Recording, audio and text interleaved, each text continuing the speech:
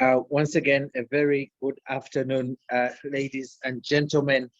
My name is Gabriel Achaye, and I am speaking to you live from the Secretariat of the East Africa Law Society in Arusha, Tanzania. I bring you warm greetings from the Secretariat, and welcome to this session on family law practice. And this afternoon, we are going to be exploring the new developments in family law practice and opportunities that we have around the region regarding family law practice.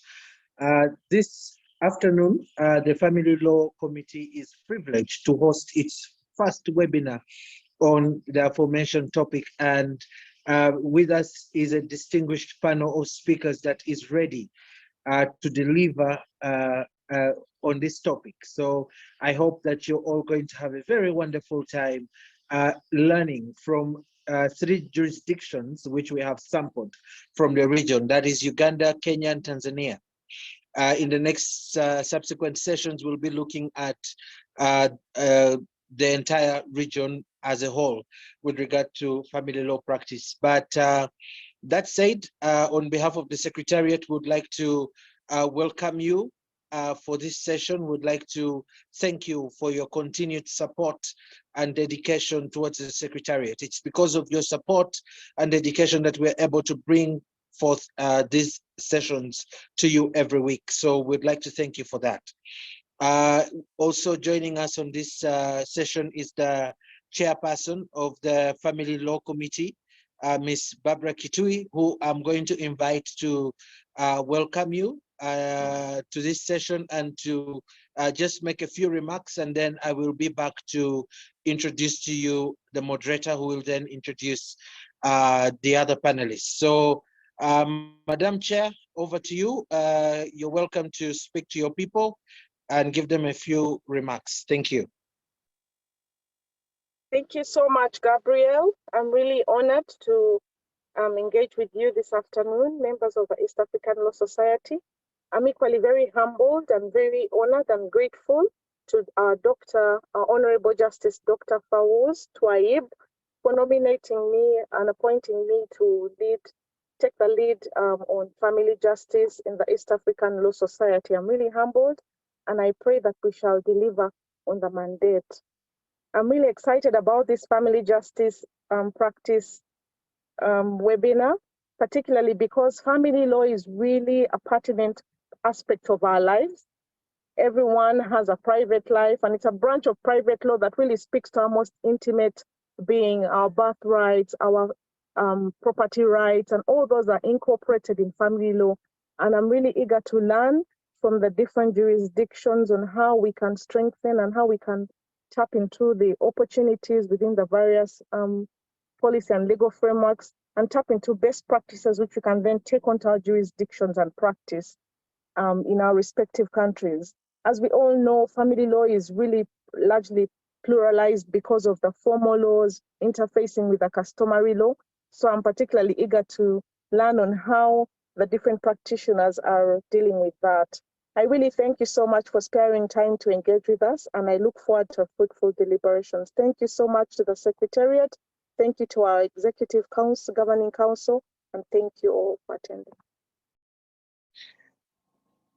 Chair, thank you so much for always sparing time to provide leadership, and for always taking off your time to attend these sessions amidst your very busy schedules. Now, ladies and gentlemen, I would like to introduce our moderator for the day. Our moderator is quite a distinguished gentleman. He hails from Nairobi in Kenya. He's called Mr. David Makworo Ombachi. He's a holder of a bachelor's degree from the University of London. He has a postgraduate diploma in legal practice, and he is a senior partner at Makworo and Co-Advocates. Mr. Ombachi, if you are on, please unmute, and we are humbled to have you. We are profoundly humbled to have you moderate this session, and we look forward to an engaging session with you and the rest of the panelists. So at this point, I'll hand over to you to introduce the speakers of the session, and we look forward to learning from you. Over to you, David. Thank you, Mr. Gabriel, for the humble opportunity to be your moderator today in the first session of our webinar. And fellow East African lawyers practicing family law, you're most welcome to our afternoon session today. My name, as you have heard from Gabriel, is David Makoro Ombachi. I'm a senior partner in the law firm of Modike and Makoro Advocates. We have a law firm practicing in Mount Kenya region and the coastal region. So right now I'm coming live from Malindi. It's a coastal region of Kenya. And so I will be moderating your session today. Today we have an opportunity and really honored to have three speakers, one from Kenya, Tanzania, and Uganda. I wish to, first of all, be grateful to have had an opportunity to know our chairperson, MS Barbara Kitui. I think the last time I didn't get an opportunity to know her, but today I have. So we are very honored to have our chairperson in place. Our speaker from Kenya will be Patricia Mundia. Our speaker from Uganda will be Rebecca Nambafu. And our speaker from Tanzania will be Georgina Bazil.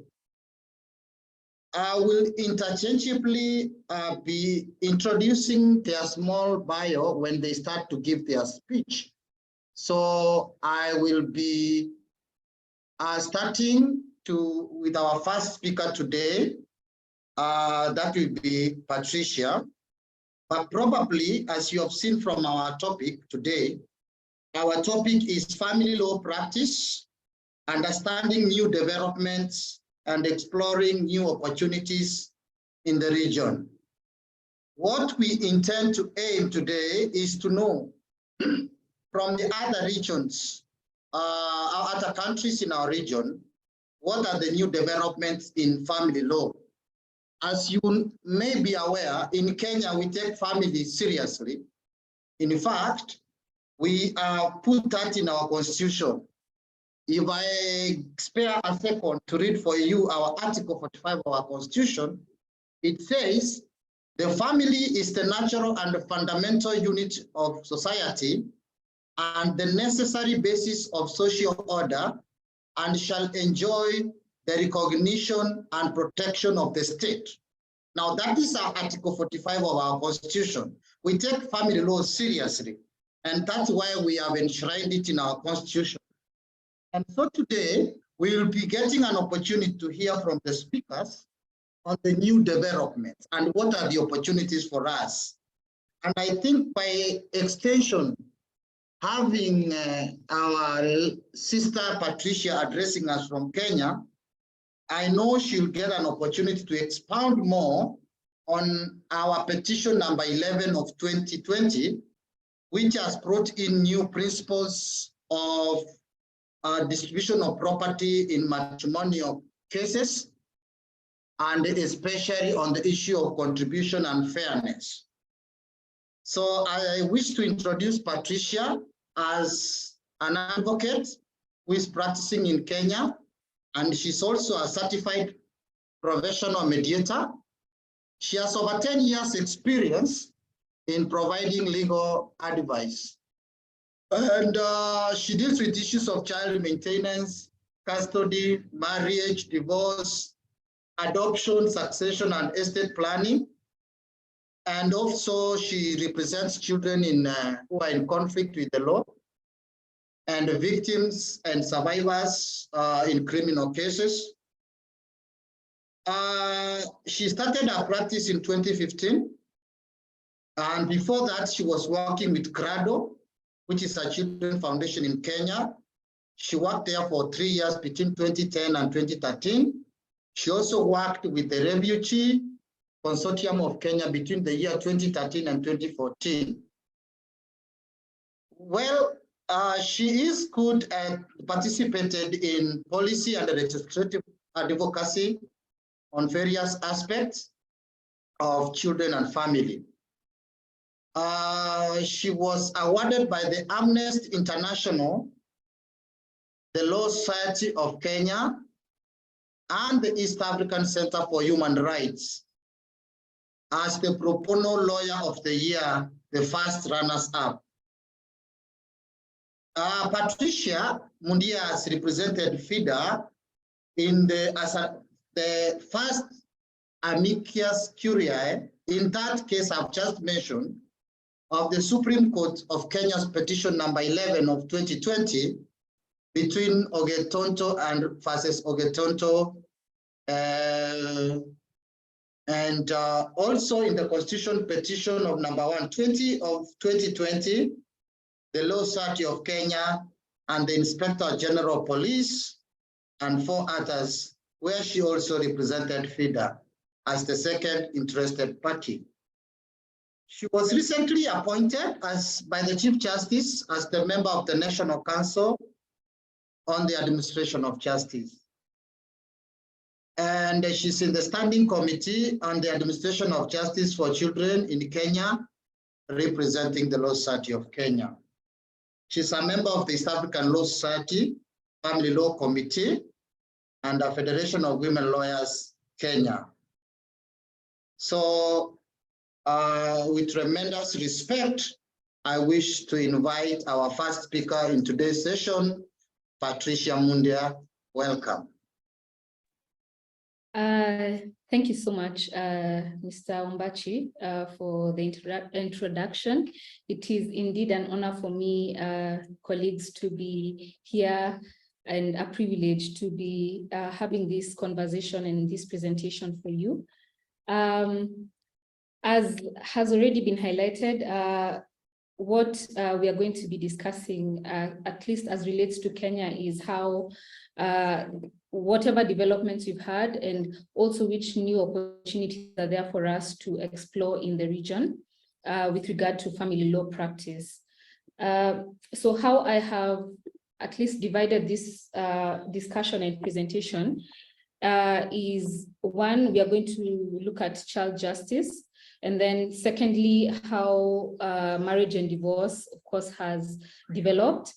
Thirdly, probate and succession, basically how we are now dealing with cases of succession, what has been there, and what we have now developed. And now, finally, we are going to now look at what emerging areas are there and opportunities for us in the region. So I will go ahead and now go into the issue of child justice. As Mr. Ombachi has already said, most of the outlined areas are already underpinned in the Constitution, of course, broadly covered as family law. And what we have in terms of child justice is the Children Act, which was passed last year in July. We call it the Children Act of 2022. And it is quite comprehensive. It is quite welcome, at least for us.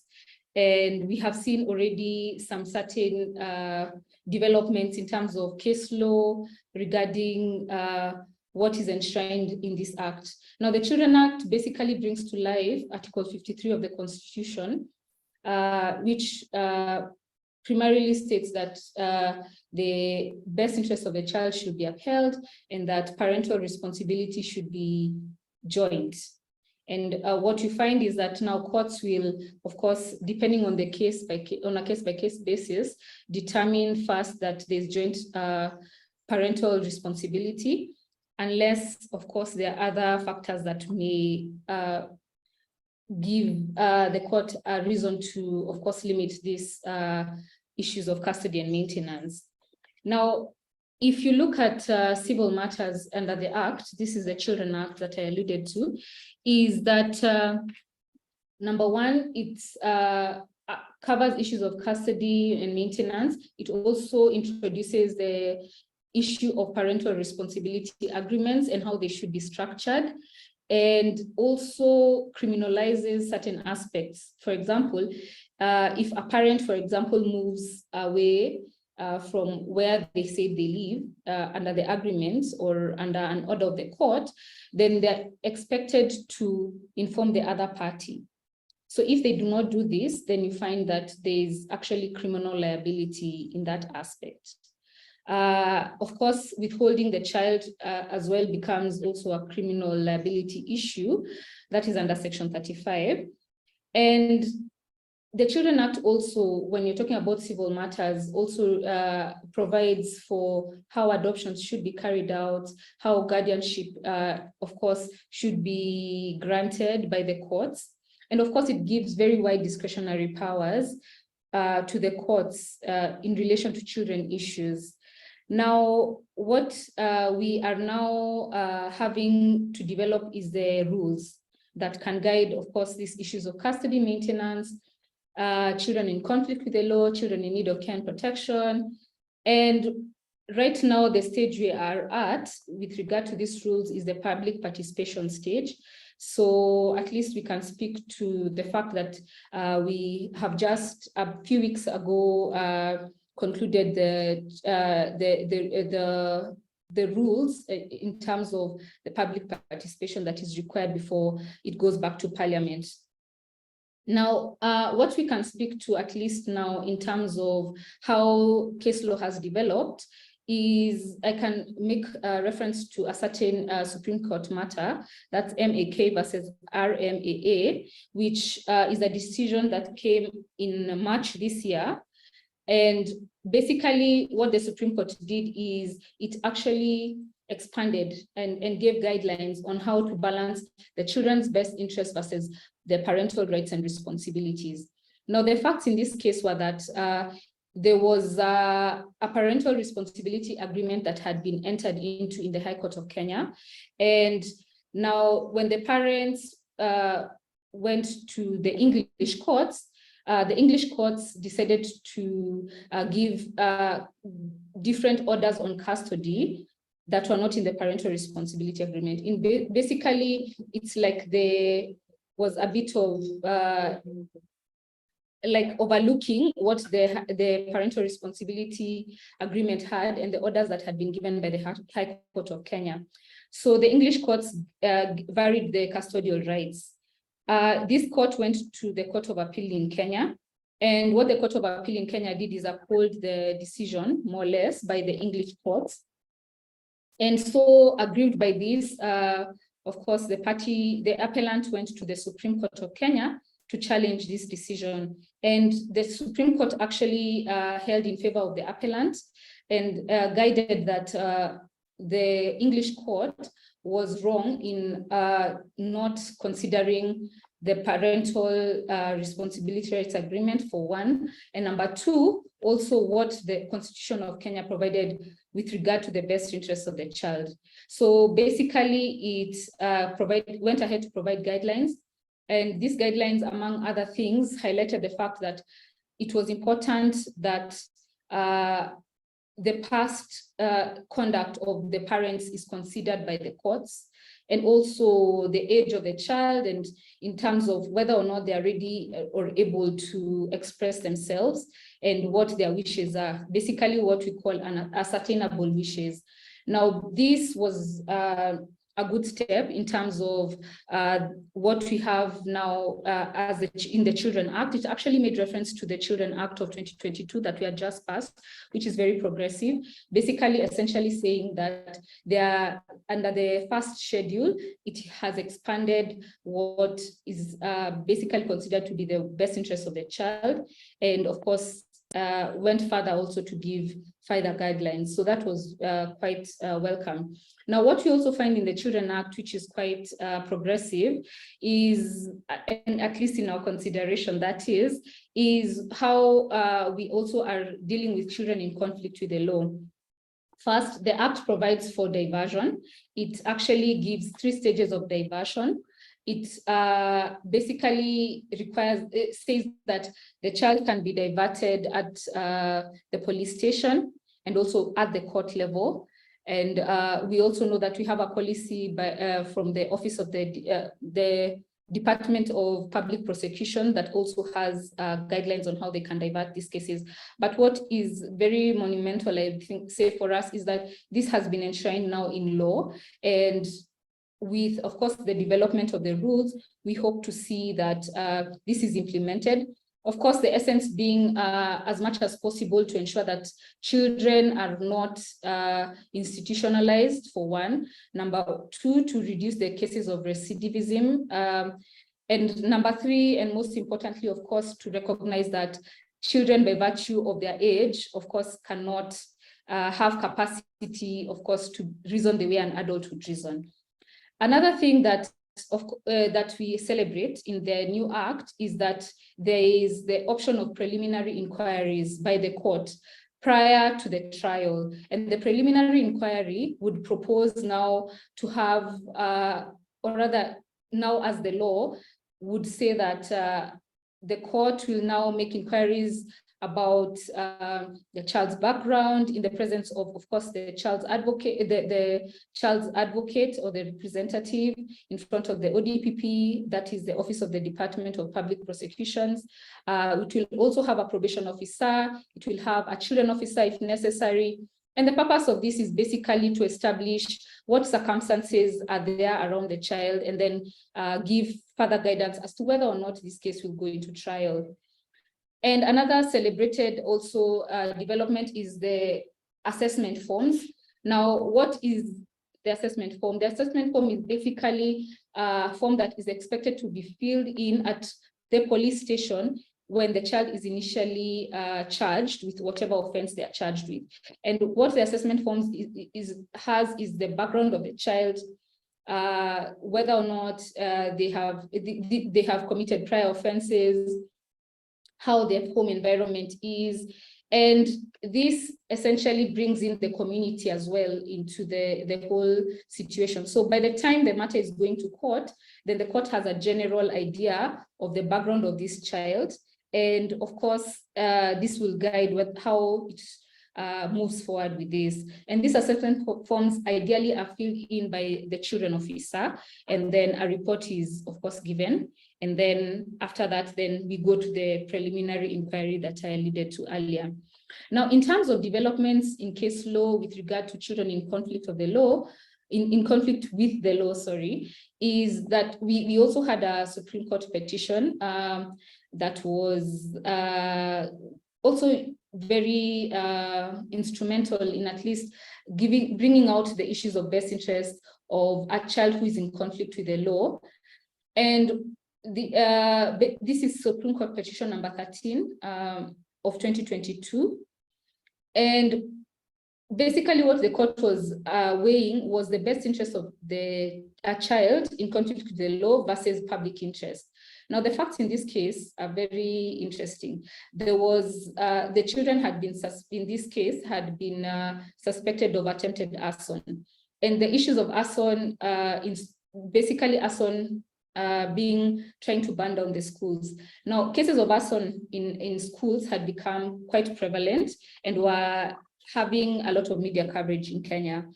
And when these children had been arrested and taken before the court, what happened is that the media stations really covered this case, and they covered it in quite some detail that was not in the best interest of the child.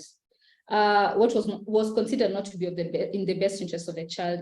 So there was a constitutional petition with regard to this, and of course challenging the propriety of how these media stations covered these cases of the children. And the defense that the media stations had at the time, there were about 3 or 4, they had was that they were doing it in public interest, and that in essence, what they were saying was true.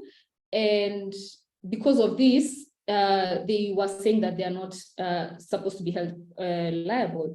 And this went, the High Court seemed to agree with the position of the media stations. And even when it went to the Court of Appeal, again, the High Court decision was upheld. So now it went to the Supreme Court. The Supreme Court actually overturned the decisions by the Court of Appeal and the High Court, and it stated that basically it is in the best interest of the children that privacy and confidentiality is upheld, and that the biased interest of a child outweigh public interest.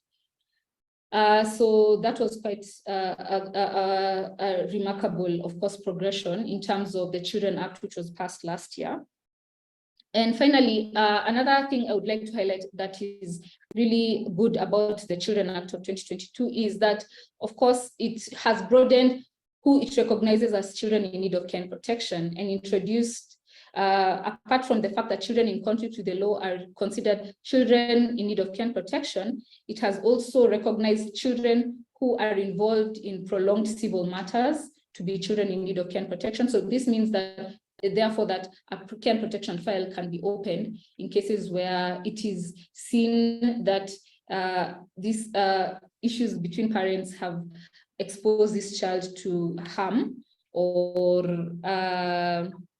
that there's need for alternative care for these children. It also looks at intersex children. It has actually legislated on the rights of intersex children. It has required that the Registrar of Births and Deaths actually categorizes intersex children, that all forms that we have that initially would only have gender of male and female now have intersex children recognized under law.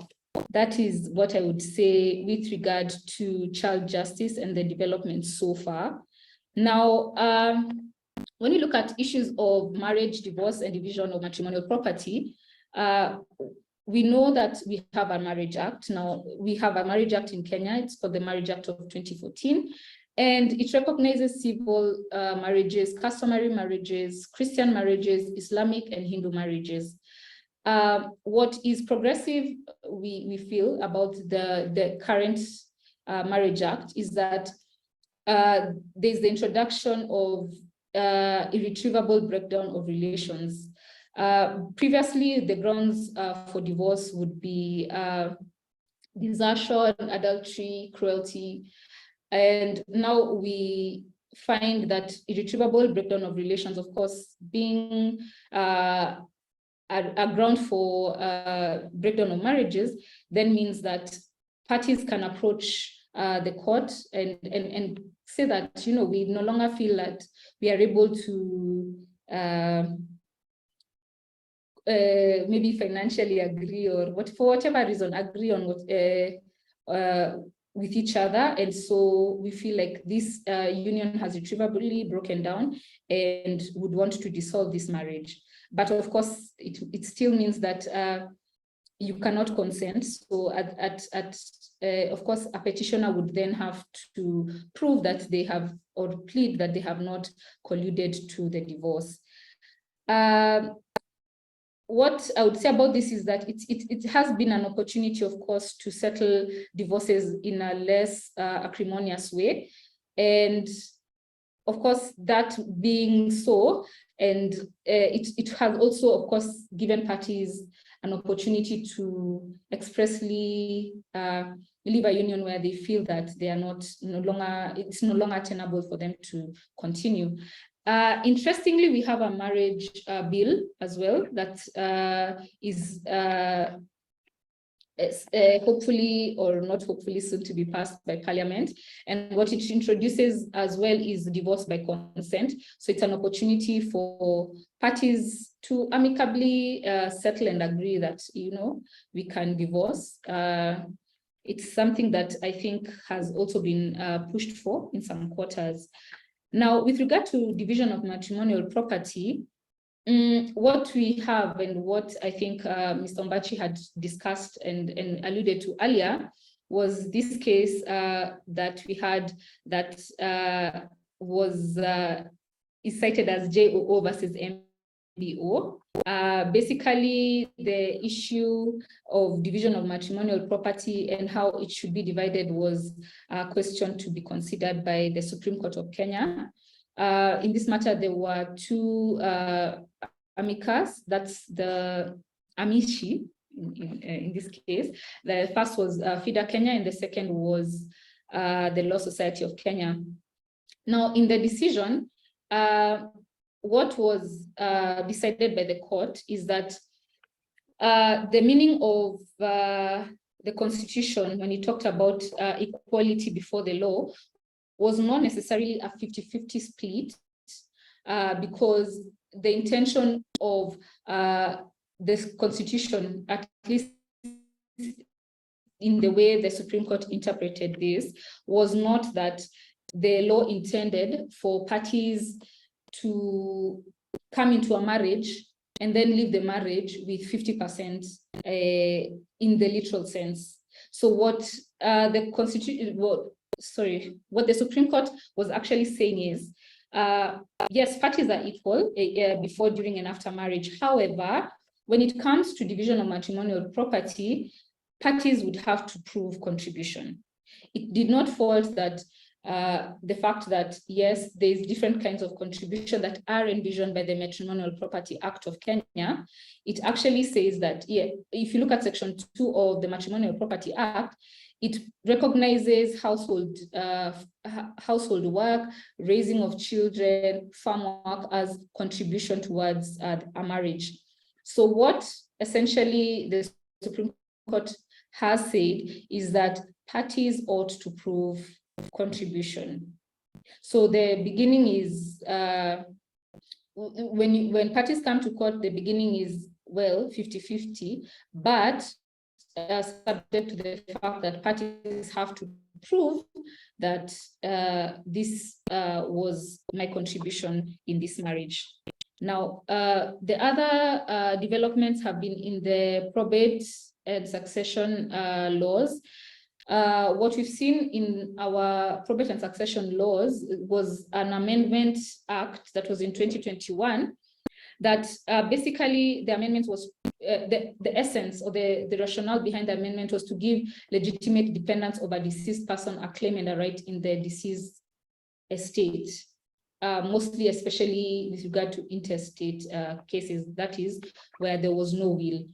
So what the act did is that the Amendment Act rather of 2021 did is that it redefined the meaning of a spouse and what is recognized what is recognized under the Marriage Act. Basically, it aligned what is provided for under the Marriage Act to be the meaning of a spouse.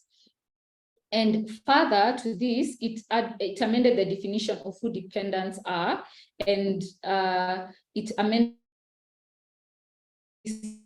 to include the spouse and children who had previously been maintained.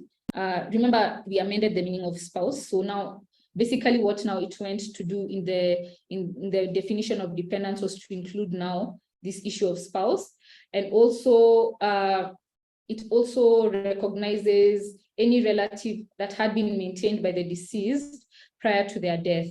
So that is one. And then two, if there's any person who was probably not a relative, that is whether they are not a grandchild, grandmother, child for that matter, basically, and what I would like to call an unrelative, then they have to show and prove that they were maintained by the deceased at least 2 years prior to the deceased death. So that is what they would have to prove in order to be categorized, or rather seen as dependents for the purposes of succession. So what are the emerging areas now? So for now, what we see, at least in Kenya, being an emerging area is the area of fertility law. We know that our constitution, now the Constitution of Kenya 2010, recognizes the right to health and also recognizes the right to sexual and reproductive health rights. So as a result, now we have, of course, the issue of the bills that we have, the surrogacy and IVF bills that are still, of course, in Parliament. They went through public participation. So now that is an emerging area. In practice, we see, yes, we have issues of surrogacy. However, because there's no, there's the fact that it is not really enshrined in the law per se, and so you find that because of this, there's a bit of disconnect in terms of how they are dealt with.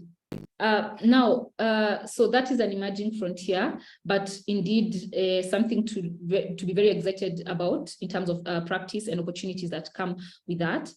Now, what are the opportunities?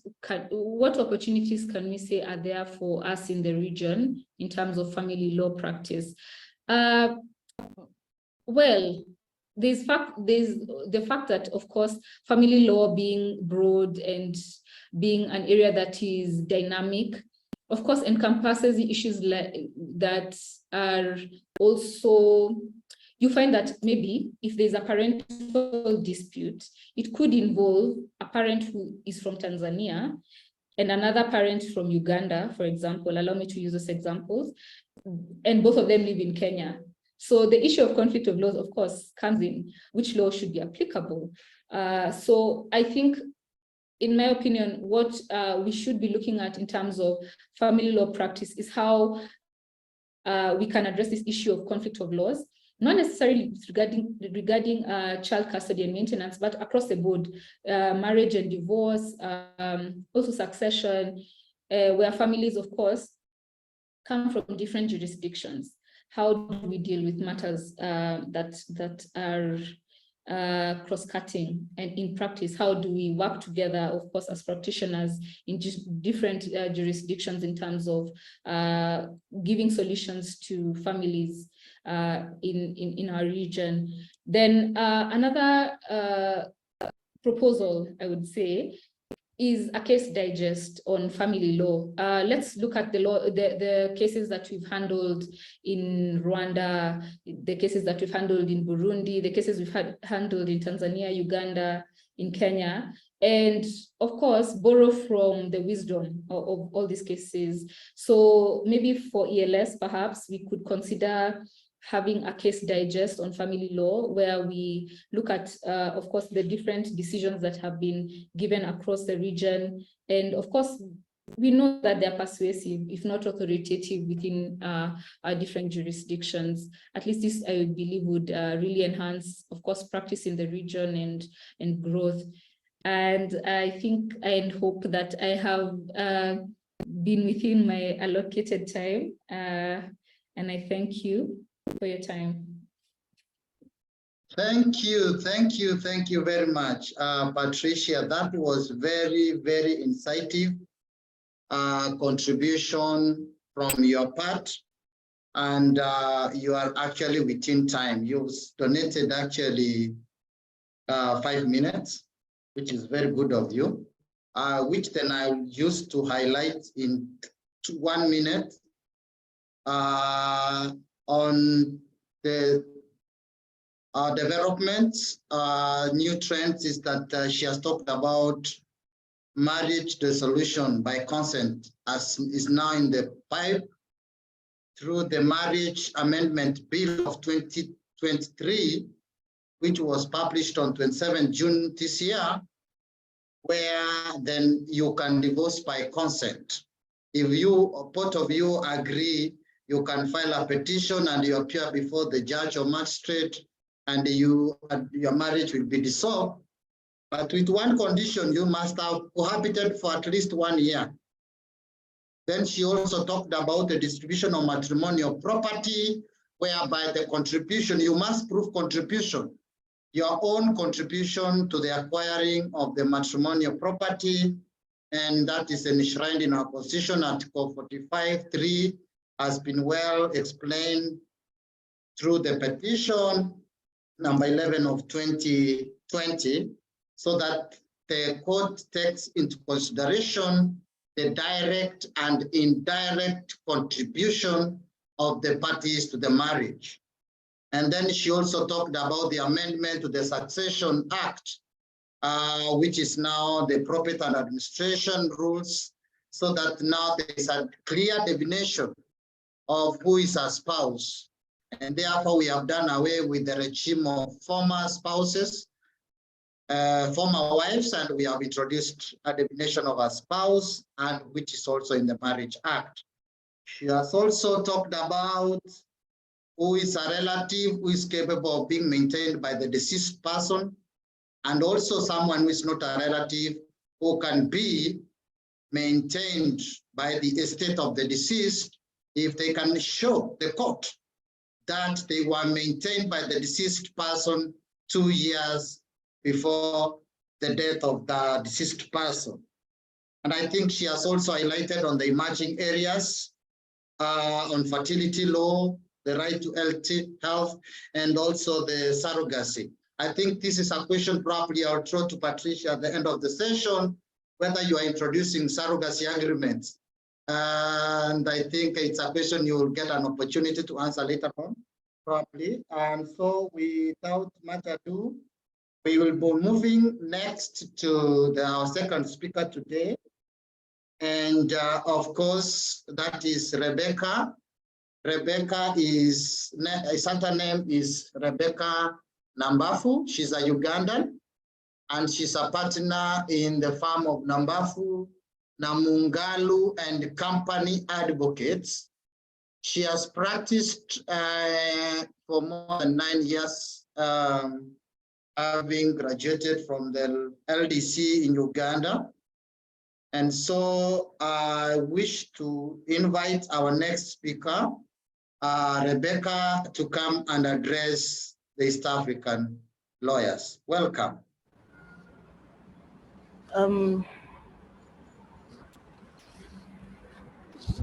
Thank you very much, David. Thank you for the introduction.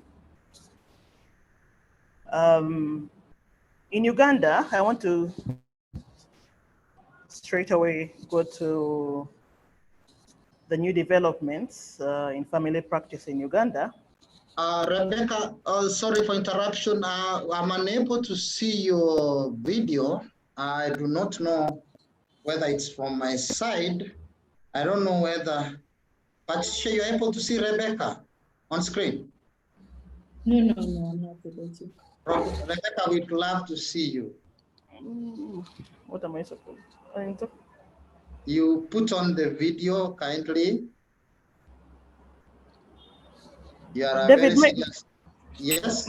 My video is up. I don't know why you're not seeing me. I do not know whether I am the only one. I think Patricia has commented that she also can't see you. I do not know where the challenge is. I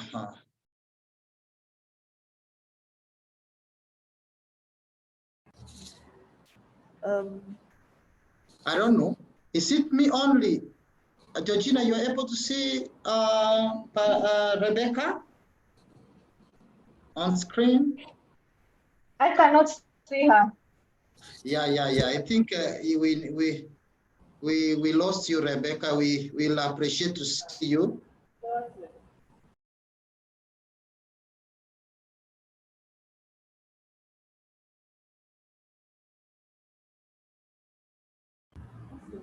Bill, welcome.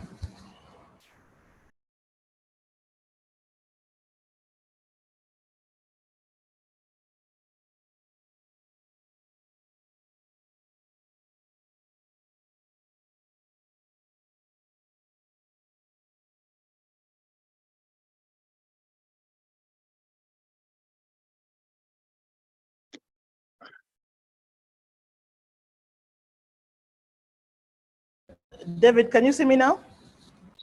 Not yet. I don't know.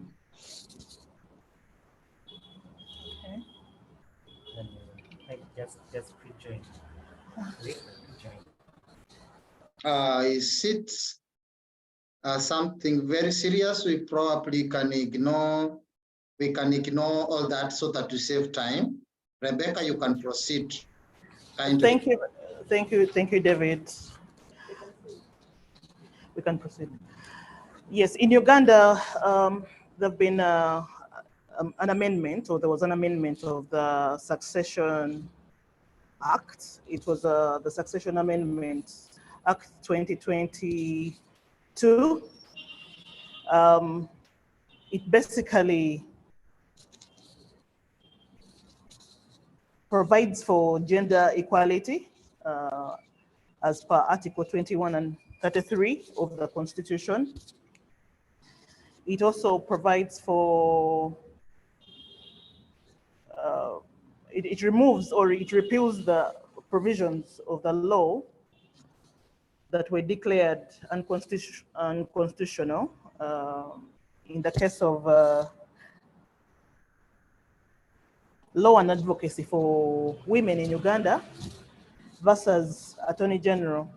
It was a constitutional petition number 13 of 2005 and another one in number 5 of 2006. The act also introduces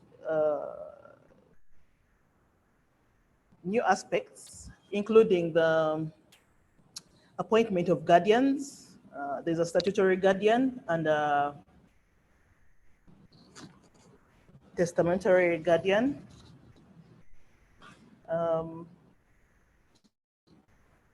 It goes ahead to remove or repeal the provisions that were referring to mentally ill people as insane and lunatics.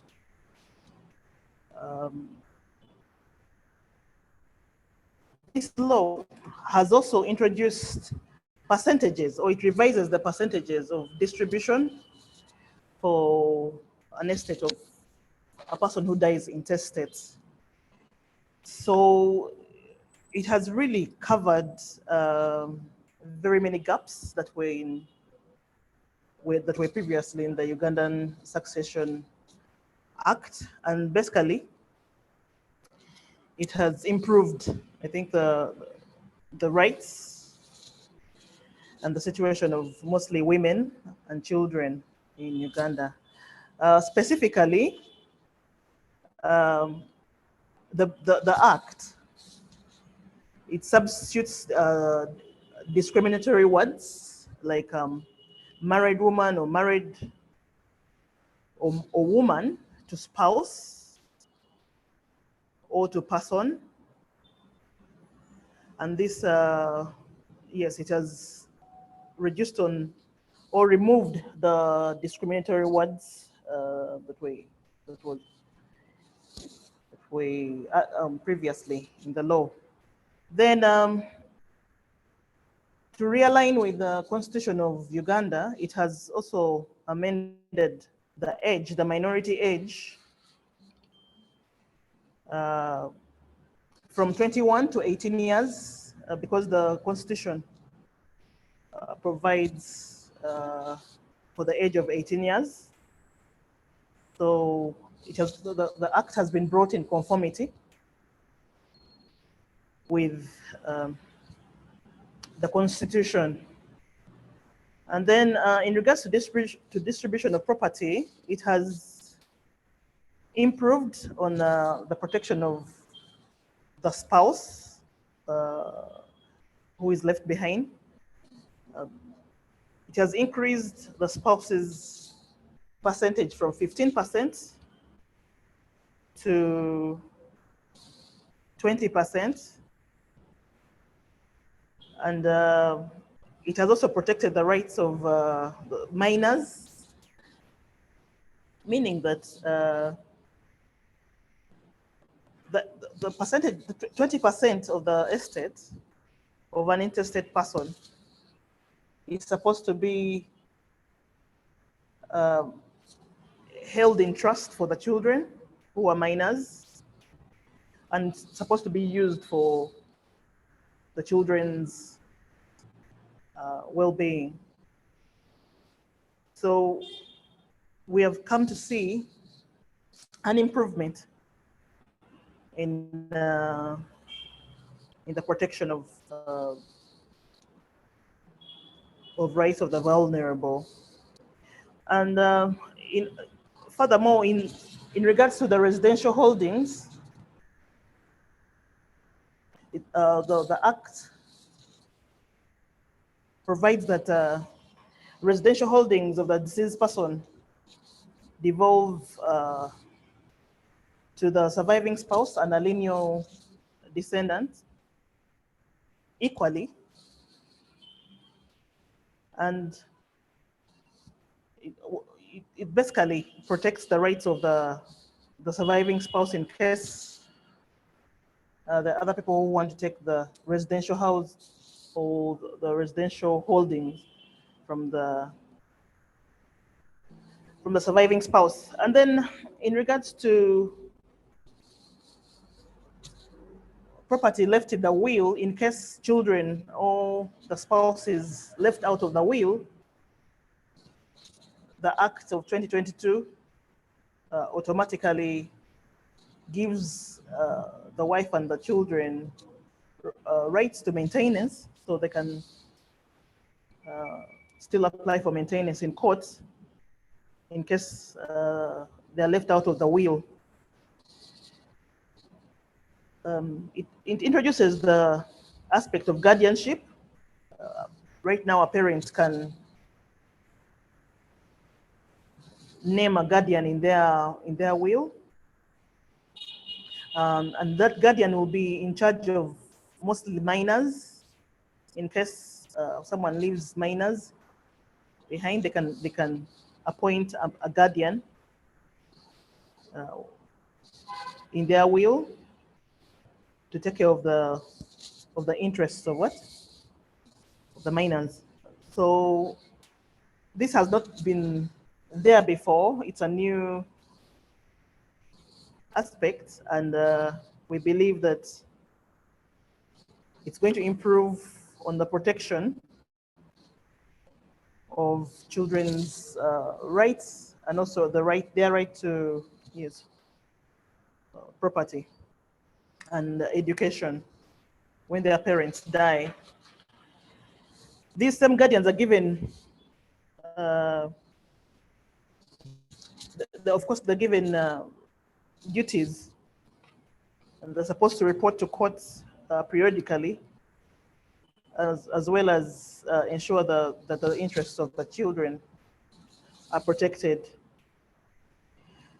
The Act also introduces a customary guardian who can be appointed by the family members.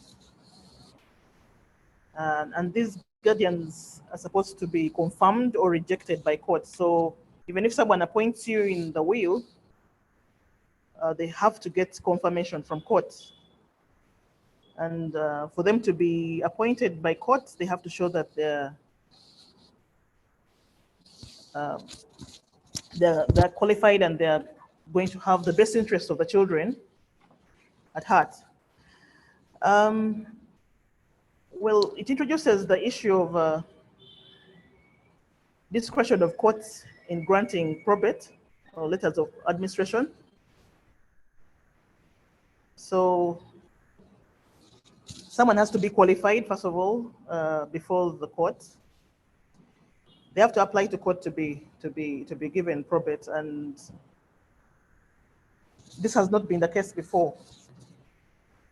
In regards to being qualified to be granted probate, to be fit and proper.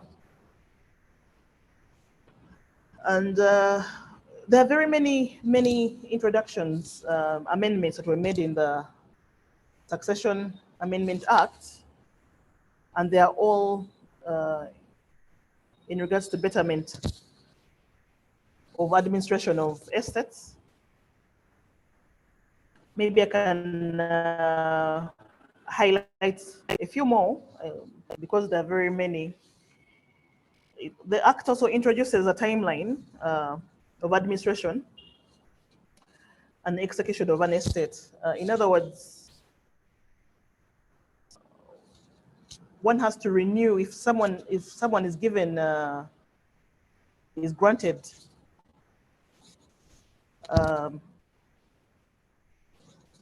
letters of administration or letters of probate. There's a specific period of time, that is 2 years and 3 years for letters of probate. after that period elapses, a person is supposed to apply for renewal of those letters. This has not been the case. There's not been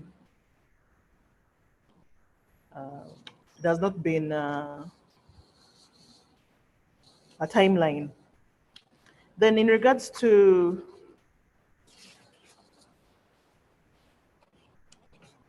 separated spouses, right now, in case you were separated from your husband at the time of the husband's death or vice versa, then you're not entitled to, you don't have any interest in the estate, unless if you fall in the exceptions. The act, the amendment provides for exceptions, but the principle is that a surviving spouse of an intestate shall not take any interest in the estate of the intestate. Then in regards to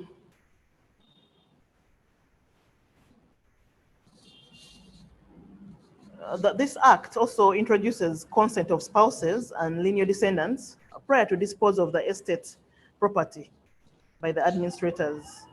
So today, no one can dispose of the estate without the consent of the spouse and the lineal descendants. But however, if the consent is withheld unreasonably, the executor or the administrator can apply to courts for redress. Then the new act also provides for dispute settlement in an estate with more than one executor or administrator, or between the executor or administrator and a beneficiary of the estate. And these disputes are supposed to be referred for arbitration to the registrar or to the chief magistrate in Uganda.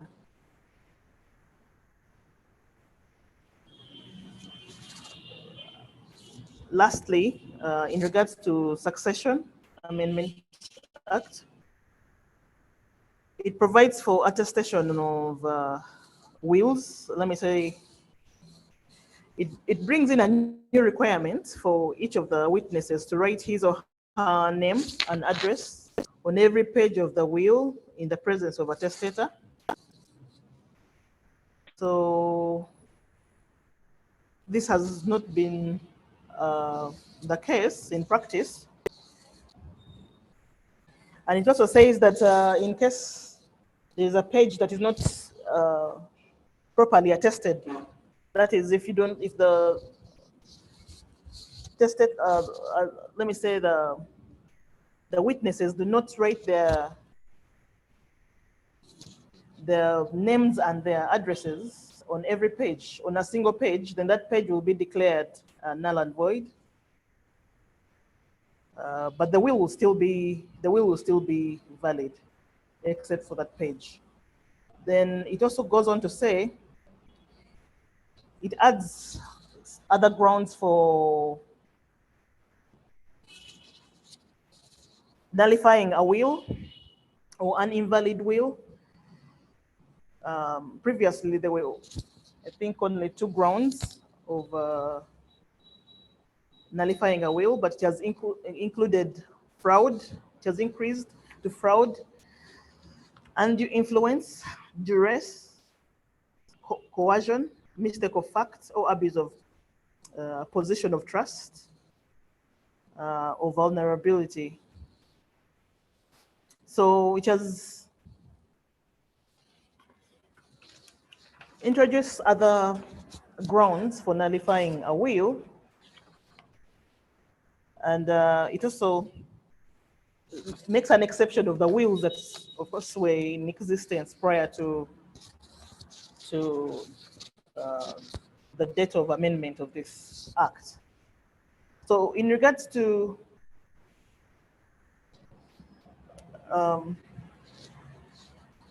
in regards to gifts that are given to relatives, or any gifts that is given out by a person who dies in, who gives out the gift in contemplation of death, the act requires that this gift or donation, as long as it's above 500,000 or 25 currency points, then it has to be in writing for it to be effected, or for it to be effective. So in Uganda, I'm going to my second aspect of the development of laws in Uganda. It's related more or less to a deceased person. In Uganda, there have been cases that have been brought up by the members of the public in regards to burial rights, or determining burial rights over a deceased person who dies intestate. You know, if a person dies intestate, then usually their wishes are properly provided for in the will. However, where the person dies intestate, there have been a few cases in court where people have sought court's intervention in deciding on where to bury someone who dies intestate. Recently, we had a case. I think the most notable case is the one of our Honorable Justice Racha Moko.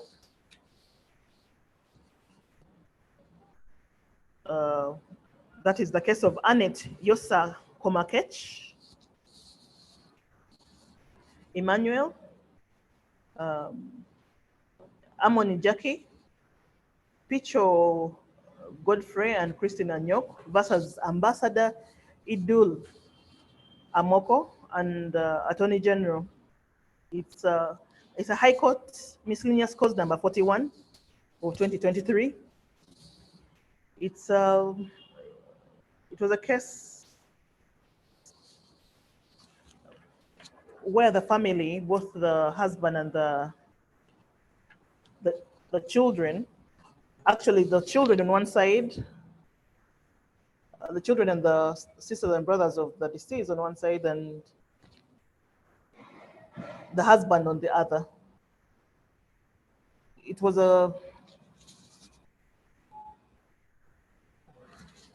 case where court had to decide between customary law and customary practices vis-a-vis the deceased person's wishes, and also proximity. So the court highlighted, or it was decided that it's not only the spouse that is entitled to the rights of burial, or to determine the burial of their loved one, but it's majorly the wishes of the deceased, and also it also relied on children's rights in determining this decision, and also it relied on the issue of proximity and closeness of the deceased person at the time of death. I also wanted to emphasize that in the case of Chove, Julius Luseleka, and others versus Aida Namalwa, it was a miscellaneous application of number 167 of 2021, where courts decided that the spouse had the order of priority, or she was the person to be granted these rights to determine burial, the burial place of the deceased one, because she had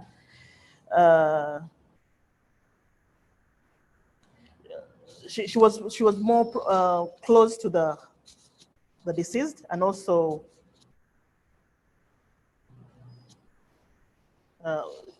basically she had the best interest of the deceased person at heart, being the spouse of the person who died intestate of her husband. So it has become a trend in Uganda for parties, most especially where there is a married person who has died intestate,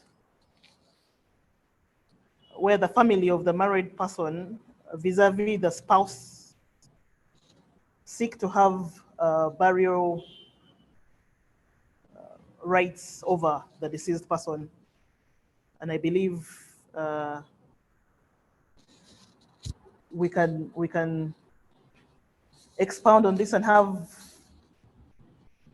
jurisprudence that will guide on how to determine these issues of burial rights. And I believe that if in case there is another amendment of the Succession Act, I believe that the act should be amended to reflect this issue in Uganda. Another development in Uganda is in regards to the divorce. In Uganda, lately, actually in 2023, the Law Revision Miscellaneous Amendment Act of 2023 came into effect.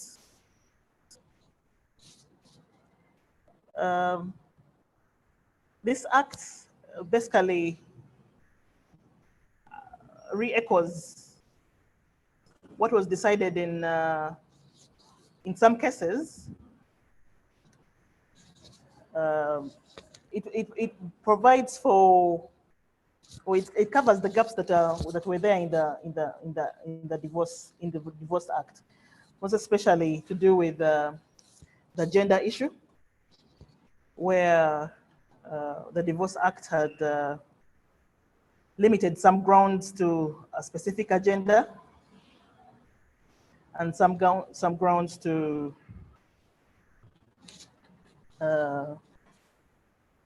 another agenda. The act also opens up the grounds to all parties, to all genders. It also provides that actually it amends section 26 in regards to settlement of a wife's property to the benefit of the husband or the children. And it includes where it's the husband's property. It makes it available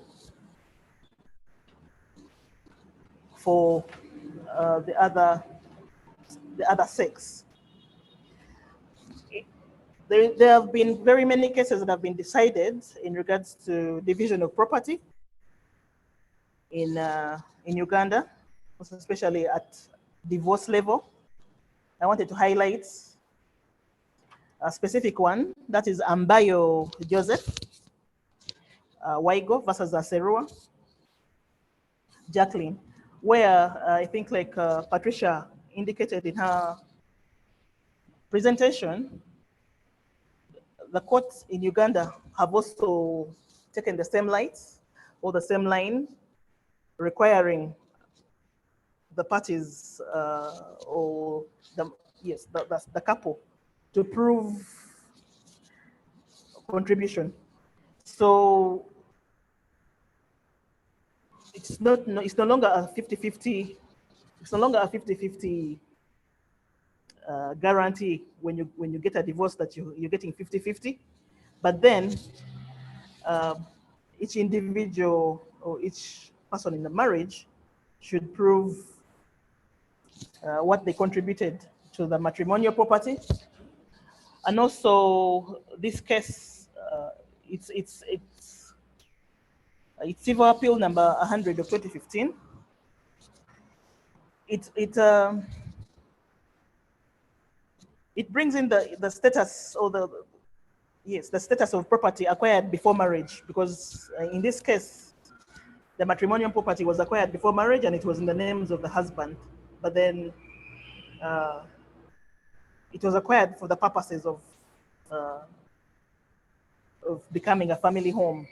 So the court decided that the intentions of the parties was that it should be a family home or a matrimonial property.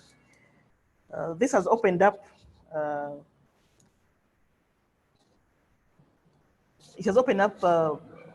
areas where people who were cohabiting before and they get married, and the property they acquired during cohabitation can be declared matrimonial property. And it also brought in the aspect of valuation of non-monetary contribution. And non-monetary contribution has been related to, yes, the unpaid care and domestic work. So that is supposed to be also be taken into consideration as we are discussing the issue of matrimonial contribution. I think in Uganda as well as Kenya, the parties are supposed to prove contribution to the matrimonial property. Then lastly, I think there is a recent case that has allowed parties in Uganda to bring in cases that uses pseudonyms, and also that can be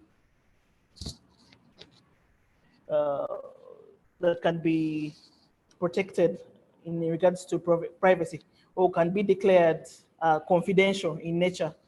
It has not been the case, and this case is the miscellaneous cause number 51 of 2023 in the matter of an application by Stephen Tumwesije for the leave to introduce a divorce petition with the initials for parties to a petition, and also in a matter of an application for sealed divorce proceedings in respect of a divorce cause sought to be filed by Tumwesije.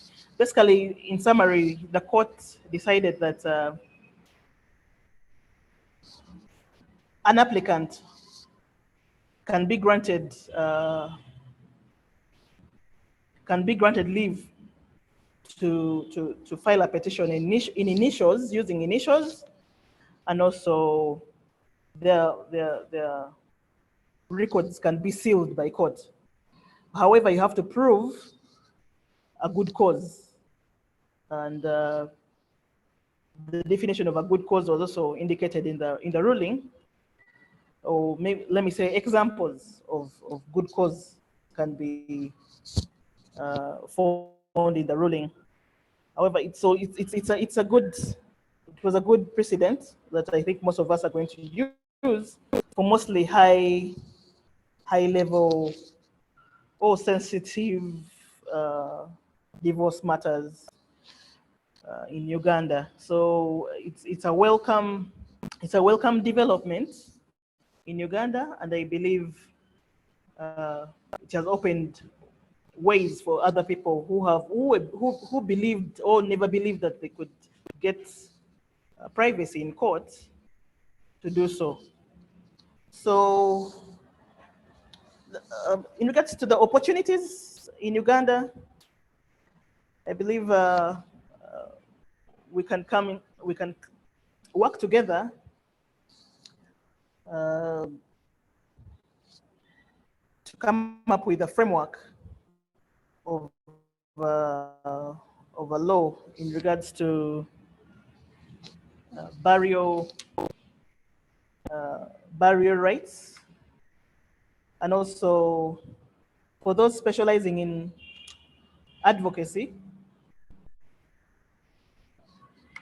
I believe both the Succession Act and the Divorce Act, as amended, has opened ways for mostly for those dealing in yes, advocacy rights for women and advocacy rights for children. It has, I think, brought in more room for advocacy in that light.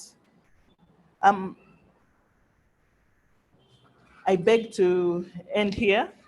In case of any clarification or any questions, I think I'll be in position to do so. Thank you very much.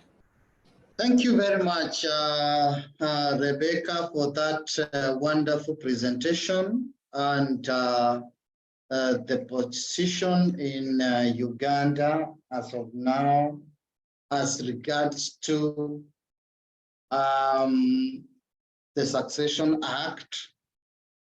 I didn't know that previously your minority age was 21, and now I'm happy that it's been taken back to 18, and that is a very good development, so that now we reduce the conflict of laws within our region. I'm glad that now the distribution of property has now improved from 15% for the spouse left behind to 20%, where our Kenyan Succession Act puts it on. We also have seen the rights of the minors, where 20% should be held in trust of the children and their well-being. I've seen the issue of the property left out in the will, the administration of the estates, the attestation of the wills and the invalidation of the wills, the right of the spouse to determine the burial sites or place of the deceased person, and also the division of property seems to be in alignment and in agreement with our Kenyan law, which is actually good. So without much ado, let me introduce the third speaker, and with tremendous respect, I'll be requesting that our sister will probably take care and donate at least 15 minutes for us for questions and answers. Our next speaker is Regina Bazil. She is a senior associate in the firm of Abenli Advocates from Tanzania. She's an High Court of Kenya, High Court of Tanzania advocate who has practiced for 7 years in family law. She's also an accredited mediator and arbitrator. She appears in different hierarchies of courts in Tanzania and different tribunals to represent her clients. She offers lots of advice on matrimonial law, separation agreements, representation or in divorce proceedings in court, and of course in drafting of child maintenance and spousal support and settlement agreements. Ladies and gentlemen, allow me now to introduce our third speaker for the day, Regina Bazil from Tanzania. Welcome.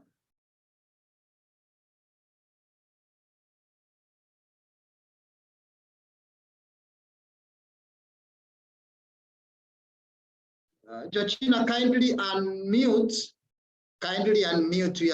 We are unable to hear you. Thank you. Got you. Thank you, David, for the wonderful introduction. I am humbled to be part of the speakers in this webinar. Just a minor correction, I am a practicing advocate for more than 10 years. And moving forward, in this presentation, I will mainly cover the developments in family law here in Tanzania and the opportunities which are available in the space. In simple definition, family law is a branch of law that deals with family-related matters, including children, marriage, separation, divorce, succession, etc. And the space in family law is not static, as it keeps changing with regards to technology, morals, and values of societies we live in. Now, with changes in society, the impact is also reflected in the laws. And without further ado, amongst many of the following are the new developments, changes that impact family law practice in Tanzania. I will touch mainly seven areas which are impacted with the new developments. And to begin with, I will start with the advocate. Now, the first area of change is that as of now, advocates, practicing lawyers, can practice law in primary courts, where in the previous position, the Magistrates Courts Act used to bar advocates and prosecutors to appear before the primary courts, which are the lowest courts in the hierarchy of courts system in Tanzania.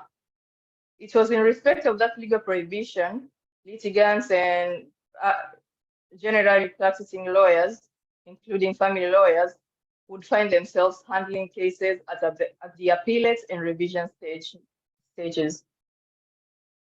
Now, parties were allowed to be presented by relatives or members of the household, and in most times, since the evidence is taken at the trial level, lawyers or practicing lawyers would find themselves handling appeals or revision, which contains so many flaws as a result of non-representation at the primary court level. Now, what's the development there? With the new amendments, the Written Laws Miscellaneous Amendments Act number 5 of 2021, the Magistrates Courts Act is amended by the addition of the provisions, which allows advocates to appear in primary courts. This, however, depends on the status of the presiding magistrate. If the status of the magistrate is that of the primary court, no advocates can appear before him or her. But if the status of that magistrate is that of a resident magistrate, the advocates can appear and represent the client. We can say that this new addition to the law, amendment to the law, has come to cure the issue of misrepresentation in primary courts, even though there's a missing portion as to when the matter is presided by the magistrate of primary court. Now, moving forward to the second development, there's another development on virtual proceedings in matrimonial cases. Not specifically for matrimonial cases, but these changes have also impacted the matrimonial proceedings. I mean, family law in general. The introduction of virtual proceedings has impacted the family law in general. Now, the surfacing of COVID-19 has also contributed to these developments. As before the pandemic, the proceedings were conducted physically, as in parties could appear in court chambers and conduct their cases physically. But then the COVID came with an impact of humongous backlog of cases, and it is for this reason the new rules to govern remote proceedings were made by the Chief Justice. These rules were introduced. The rules introduced the judicature and application of laws, remote proceedings, electronic recording, remote proceedings, and electronic proceedings rules of 2021, as powered by Section 4 of the Chief Justice is powered under Section 4 of JALA of the Judicature and Application of Laws Act. These rules have prescribed hearing of cases virtually, together with tendering of exhibits virtually. It is also by virtue of these rules, family law practitioners and other legal practitioners can initiate virtual proceedings by requesting or praying to the courts. And because of our justice system is for speedy trials, such prayer is most likely to be granted. Now, lawyers can request the courts to handle their cases virtually, as before we were obliged to appear physically. But with the introduction of these rules, now lawyers have an option, another avenue to request on how they would want the proceedings to be conducted, and virtual proceedings is among the available avenues. We can also see that this developed, it is by virtue of these rules, the family law practitioners and other legal practitioners can initiate virtual proceedings, and the judiciary has also gone further to even accommodate devices to parties or witnesses who have no such facilities.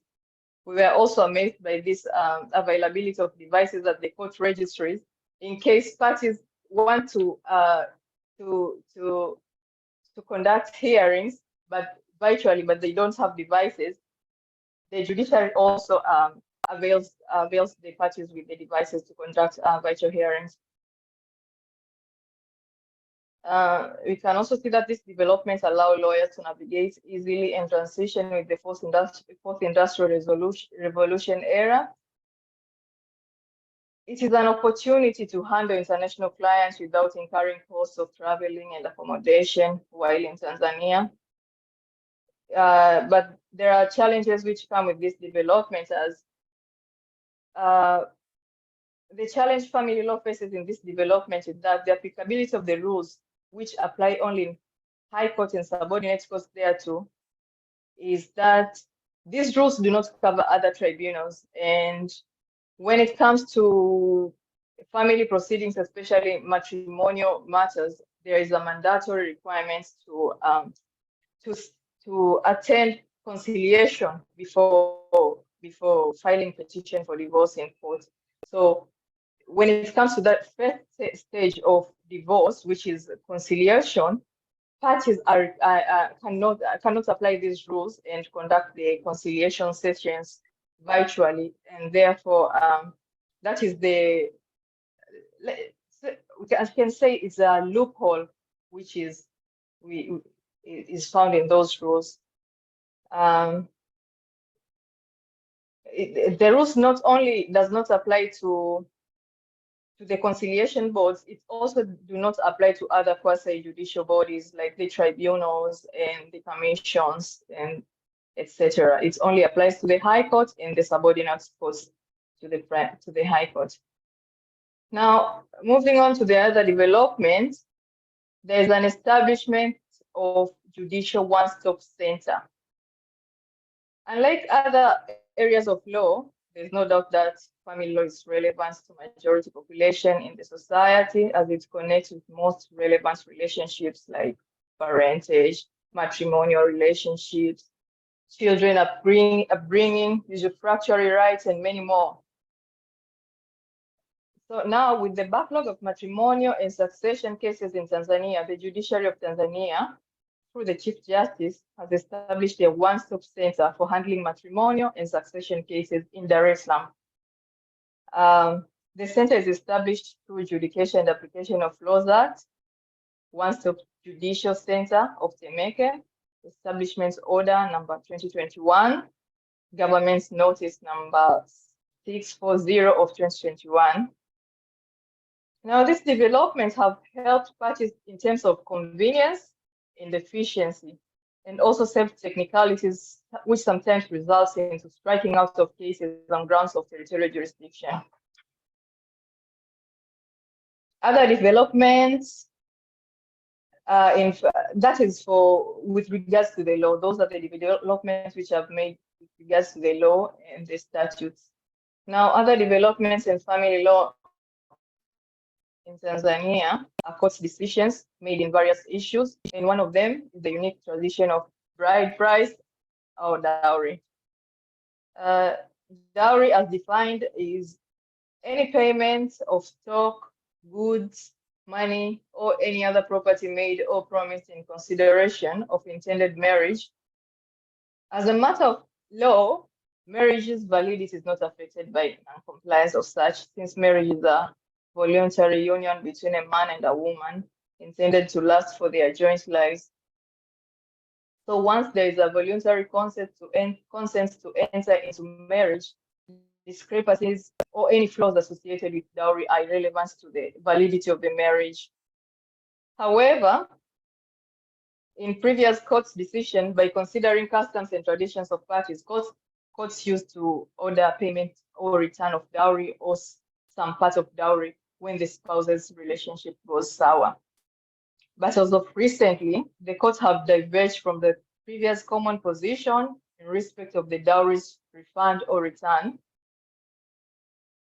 Now, family law practitioners have witnessed this major shift, whereas despite the fact that the Law of Marriage Act legalizes and caters for dowry, the High Court of Tanzania, in its recent decision in the case of Aziz Ali versus Hassari Barrow, I will share the full citation of the case after this webinar, so do not worry about the full citation of the cases.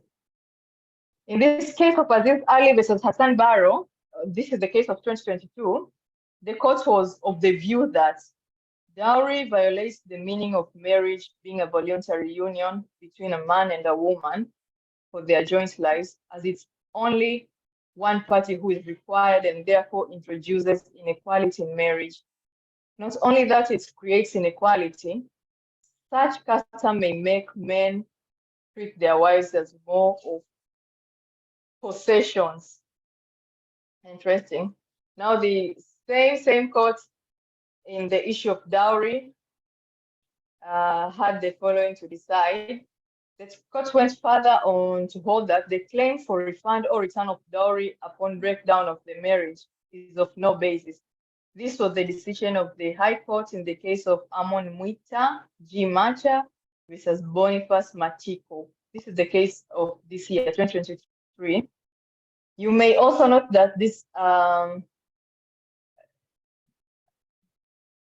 both cases are of recent. The case of Aziz Ali is of 2022 and the case of Amon Mwita Macha is of 2023.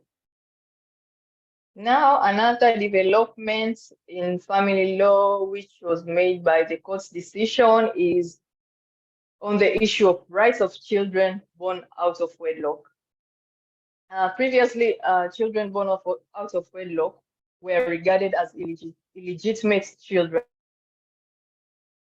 Was cemented in the case of Violet Ishengoma and another versus Attorney General and another, whereby the Court of Appeal, talking about Court of Appeal here in Tanzania is like when my fellow Kenyan and Ugandan panelists refer to the Superior Court. Here, our Superior Court is the Court of Appeal, where our Court of Appeal held that children born out of wedlock were illegitimate children, and as so, they are not entitled to inherit part of their deceased parents unless where there's a will, or where there's a will, or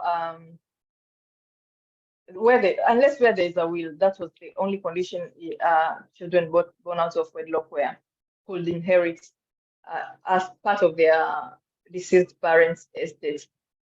However, the fact that the children are the ones who are regarded as illegitimate, the Court of Appeal could not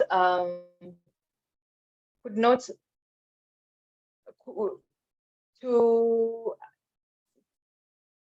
isolate itself from such a barbaric decision. The Court of Appeal ended with like an advice: if a parent knows that he or she has a kid who is born out of marriage, they could draft wills. But as we know, wills come with so many challenges. They are involved with so many drafting rules for them to be regarded as valid wills.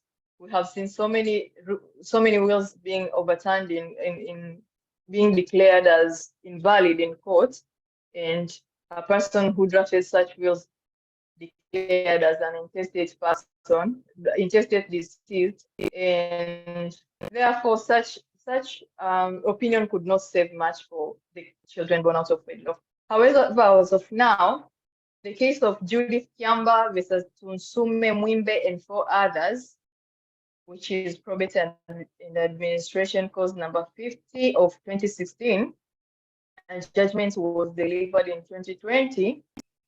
The High Court, the High Court was of the opinion that there is no illegitimate children except illegitimate parents. The one who are making those illegitimate children should be the one who are supposed to be called illegitimate, and not the children who are innocent. In the case, the court went further that those children born out of wedlock have all the rights as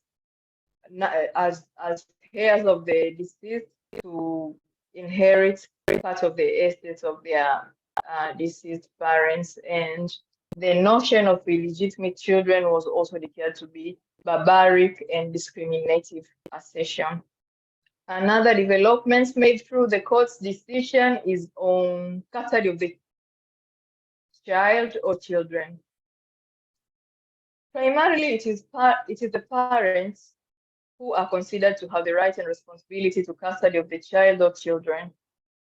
Where there's a battle or dispute or separation between the parents, there's a rebuttable presumption that it is the best interest of the child below the age of 7 years to be with their mother, to be their mothers. And generally, despite the age of the child be primary consideration or the paramount rule,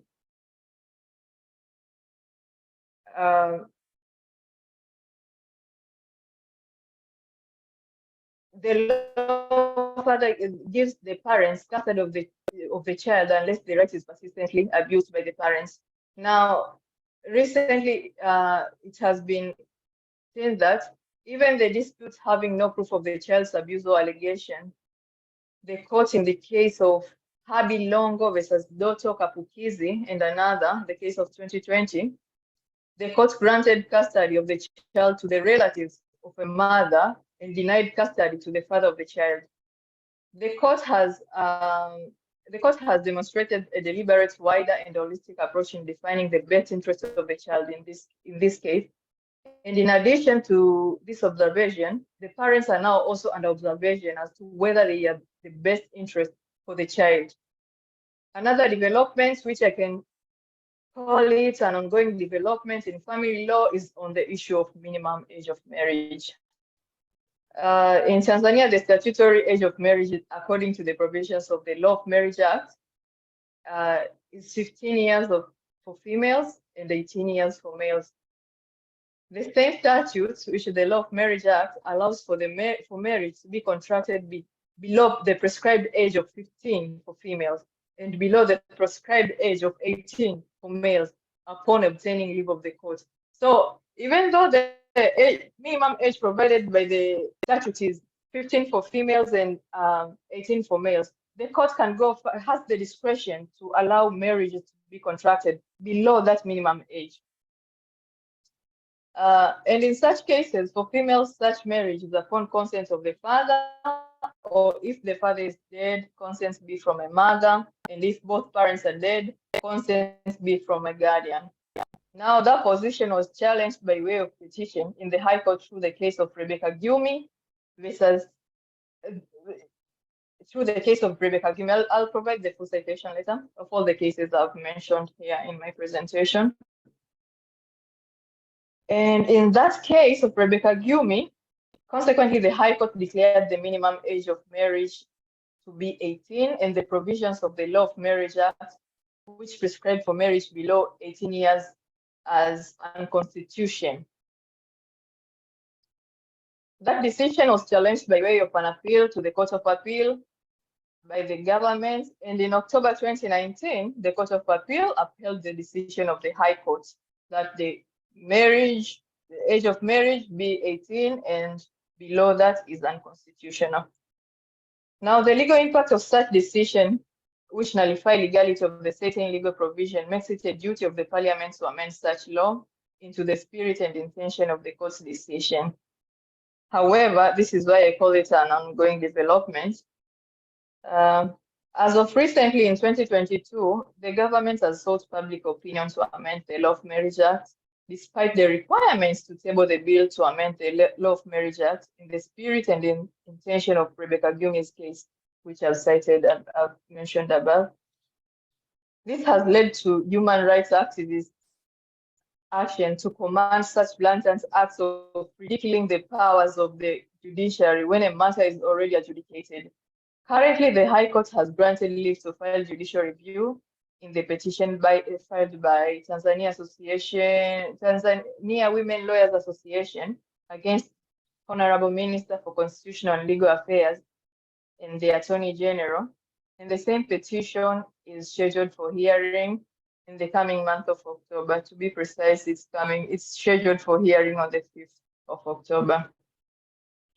Another major development in the family law is by the court's decision on the status of concubine interest in marital affairs, concubine mistresses, michepuko, mpango wa kando. The court has recently held that an accrued interest or benefit from concubine is nothing but matrimonial property, subject for division of matrimonial properties. The cheating spouse is therefore regarded as the dishonest, and the other spouse being the victim of infidelity, her or his efforts put in caring the family is enough contribution to whatever benefit or interest that will be accrued by this dishonest spouse from the concubine. Now that if a spouse decides to cheat in the marriage, and consequently to that relationship, he acquires anything or any benefit out of that relationship. Let's say, for example, the concubine has given any property to the cheating spouse. That gift or benefit will be counted as a matrimonial property, because when the other party was busy cheating, busy attaining his or her infidelity conduct, the spouse was taking care of the family, and therefore that's whatever is accrued from cheating is regarded as a matrimonial property. This development was clearly held in the High Court case, in the case of Bahati Boniface Kawaza versus Ruth Alex Kazuzu versus apologies, let me repeat the citation. It's the case of Bahati Boniface Kazuzu versus Ruth Alex Bura. Also, the Court of Appeal has recently cemented so in the case of Marcel Kichumisa versus Mary Vesant Kabibi by holding that division of matrimonial assets is subsequent order upon issuance of decree of divorce or separation, and that it is wrong to order division of matrimonial properties when there is no order of divorce or separation.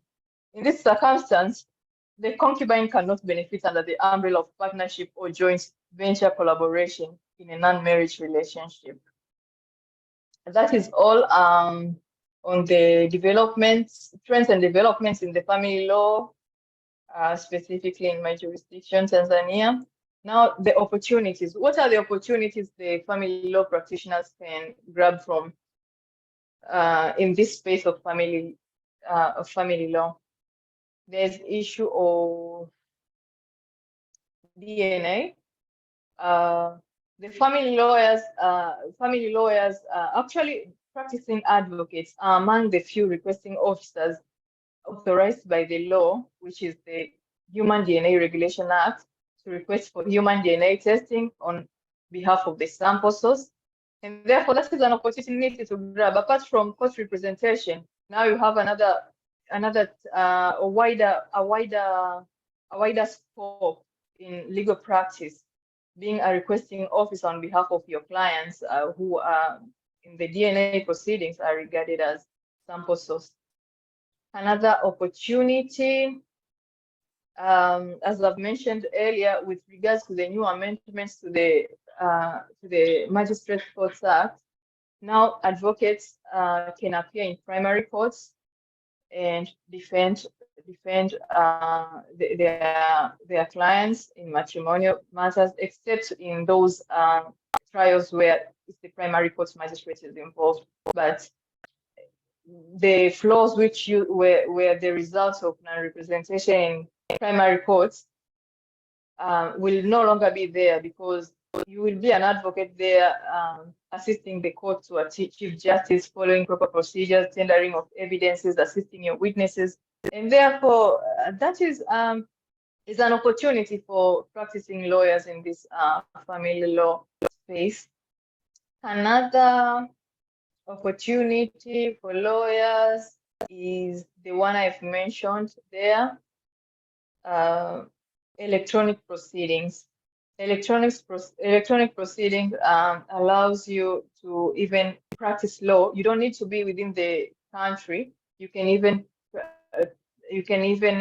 work when you are outside the country. You can be in court virtually by virtue of these electronic rules which have been introduced lately. And not only that, nowadays with the adjudication and application of laws, electronic filings, you can also file documents online. You can also file documents online, the pleadings and other attachments with regards to your case. So that is an opportunity for practicing lawyers to grab. The one-stop center introduction is also an opportunity for, actually it helps as before. Most lawyers could just file divorce or matrimonial cases in courts, but sort of they could file matrimonial or family law cases in courts. Sometimes courts have no jurisdiction, but the fact that now there's one-stop center, it is easy for you to even get assistance, because the courts have now been designed in ways that it is strictly fit for this area. So now the technicalities, especially on issues of jurisdiction, much highly prevented. Another opportunity family lawyers can grab is the opportunity of trustee management services. As lawyers involved in, as lawyers, you can advise on trustee management, and you can also be a trustee for your clients, whereby you can be responsible for trust administration. And as a trustee, you will have the fiduciary duty to carry out the intention of the truster and follow their other duties, including managing investments and paying taxes. And trust administration can be very complex if there is no professional touch in it. But once the lawyer chips in, it will be easy, and also it will be like an opportunity for you to get paid. Another opportunity lawyers can grab in this space is drafting of wills and storage of wills, storage of title deeds at chargeable fees. It is common for people to save their wills or other title deeds at home or to their confidants, whom upon death, it is easy to tamper with the wills or codicils to those wills. But lawyers have an opportunity through the fiduciary duty to store wills at chargeable fee to the testator. That is another opportunity. Also, with regards to opportunities, there are those roles, practicing lawyers who are in advocacy. There's an opportunity to challenge the loopholes which are in family laws. Among them, things like, for example, the issue of minimum age to intermarriage. That is an opportunity for lawyers who are in advocacy to chip in. The amendment of laws to which the Minister for Legal Affairs and Constitution have requested for public opinion. Practitioners who are involved in advocacy can chip in and participate to the effective results in the space. I think that is all from my side. I am open to questions and comments. Thank you. Very well.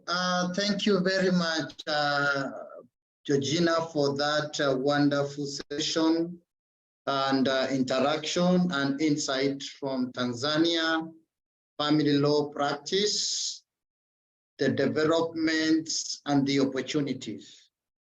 I think we are running out of time, but I can highlight that now in Tanzania, the family law matters require that you must go for reconciliation first, before the matter is continuous. And then, of course, the bride price now is not compulsory. The children born out of wedlock, if I got you right, and it's a question in the chat room, that the Court of Appeal, which is now the highest court in Tanzania, that they have same rights as any other child in the marriage. And of course, you talked about the concubines, where I will also be fronting a question probably after this, whether the gift that has been given to the concubine or mistress forms part of the matrimonial property. Does that mean that she will also invade the property left behind for the the other woman? That's a question that we'll deal with later. I can see there are questions in the chat room. Gabriel, how many minutes can you donate?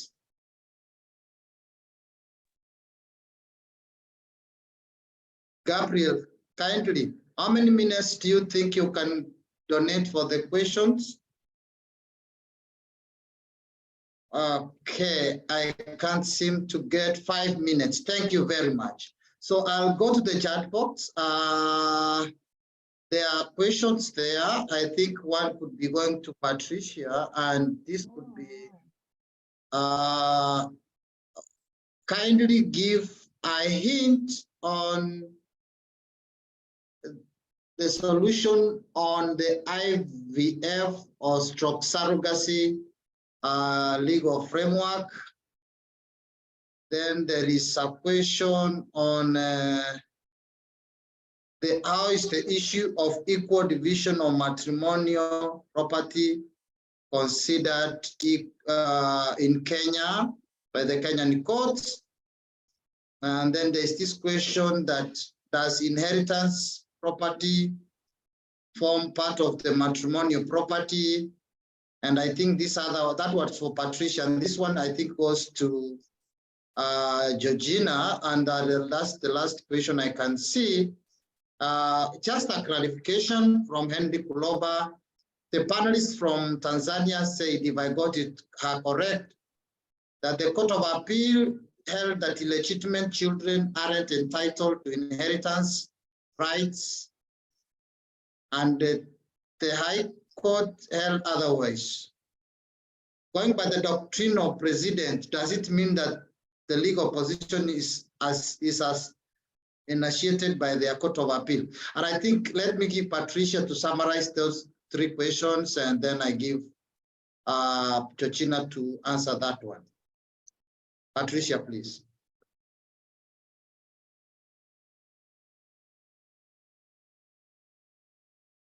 Thank you, Mr. Ombachi. So with regard to the first question on the hinting on the solution with regard to the in vitro fertilization, IVF and surrogacy framework. So for Kenya, we do not have a statutory framework as yet. However, we've had certain decisions from courts, which of course will still form part of our laws. So that hint towards the fact that surrogacy, of course, that it is recognized. Let me use that word loosely, because like we have several cases in Kenya that have actually recognized surrogacy as part of that it actually happens, and that there is actually gestational surrogacy and also the biological one.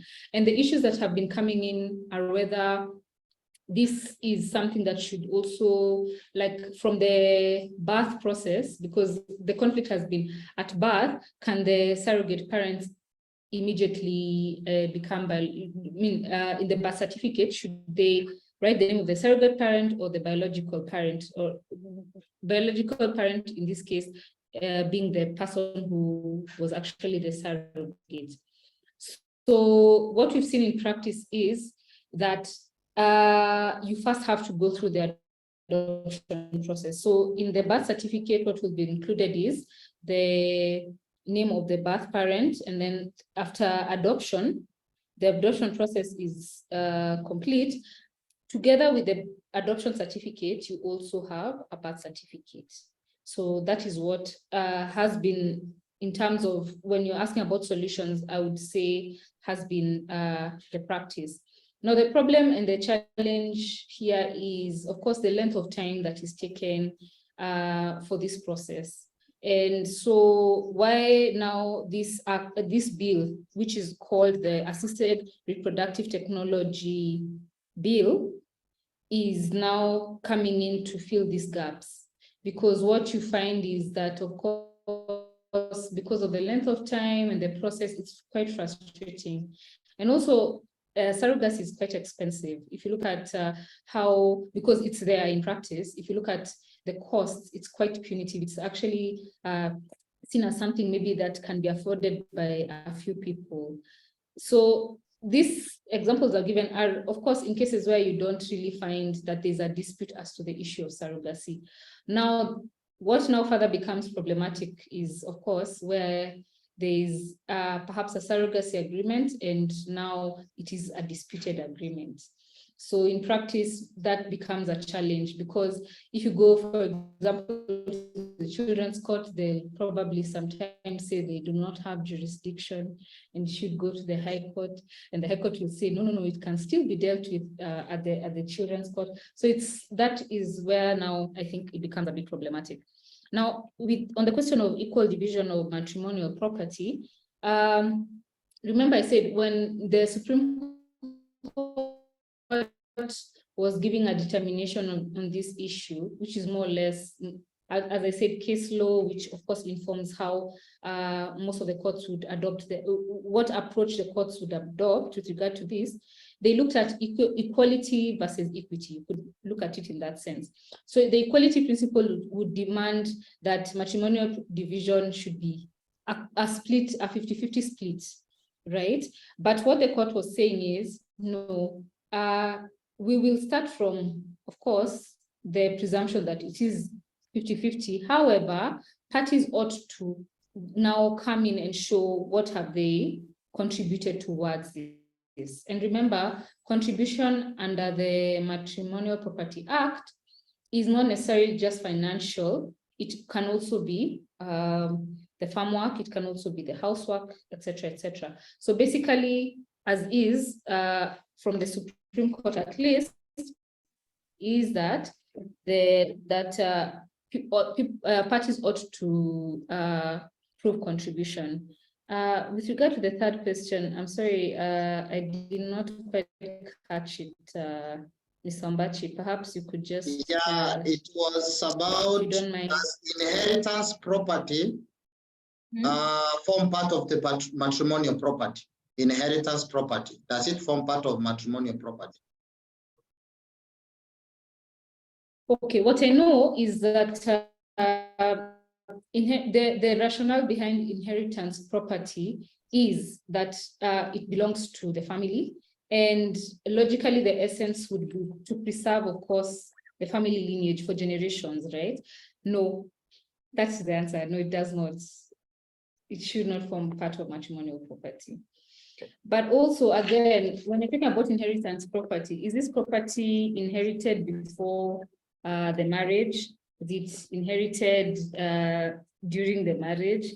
Because again, if you look at how succession is and the nature of it, is that inherited property is of course usually devised to specifically the children, and specifically persons, you'd say the children or grandchildren, or if there's a will to that specific person.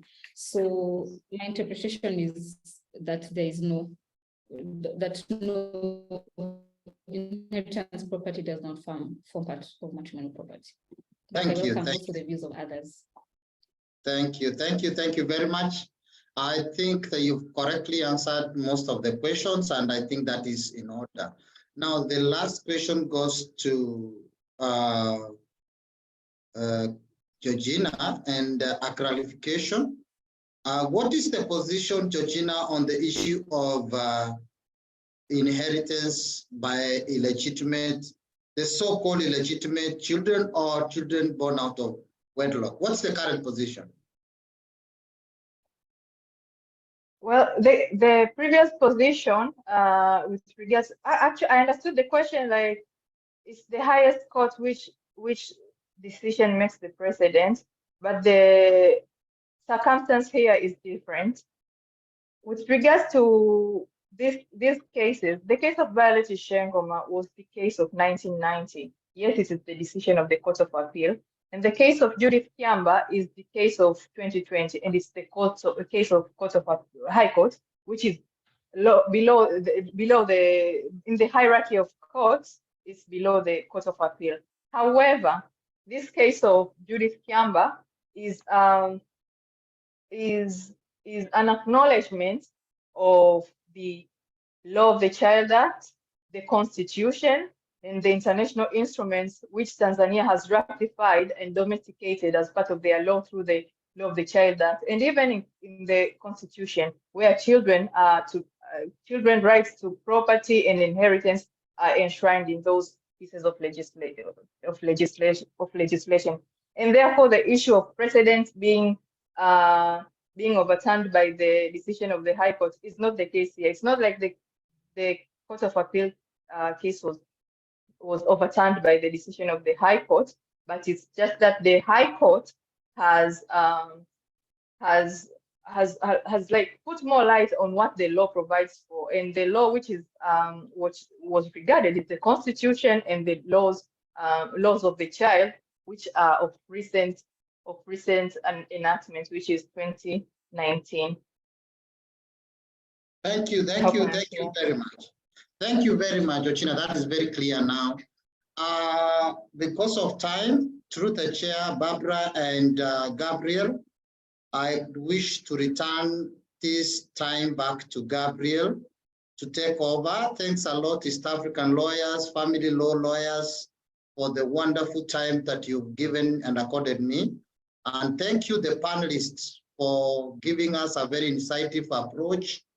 I would request probably through the chair that the write-ups and the presentations can be shared to our WhatsApp group so that we can be able to print out those documents and study them at our own time. That was a very recommendable job, a well-researched paperwork, and I really appreciate. So kindly let me now take this time back to Gabriel, and thank you very much until we meet again. All right, thank you so much, Mr. Ombachi, and our esteemed speakers, Georgina, Barbara, Patricia, and Rebecca, for that enlightening session.